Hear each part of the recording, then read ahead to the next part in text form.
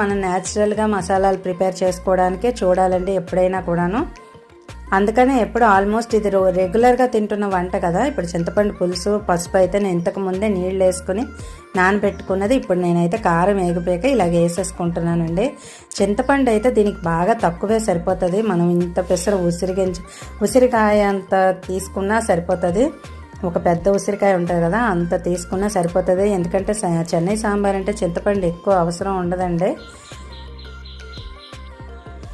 ఇప్పుడు పులుసు అంతా ఆల్మోస్ట్ మనం పిండేసుకుని నీళ్లు కొంచెం వేసుకుని మనం కన్సిస్టెన్సీ చూసుకుంటూ లోపల ఉల్లిపాయ ఉడకడానికి మనం కొంచెం మరగపెట్టుకుంటూ ఇలా చూసుకుని కొంచెం సేపు ఇలా మరగనివ్వాలండి. ఈలోగా అయితే క్యాబేజ్ నాకు కట్ చేసుకోవాలి.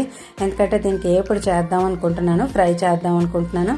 క్యాబేజ్ ఫ్రై అనగానే మనం కొంచెం డిఫరెంట్ స్టైల్లో ఉడకపెట్టినా పర్వాలేదు, ఉడకపెట్టకపోయినా పర్వాలేదు, మనకు అప్పటికప్పుడు ఈజీగా మనకి ఫ్రై అయిపోతుంది కదా. ఎందుకంటే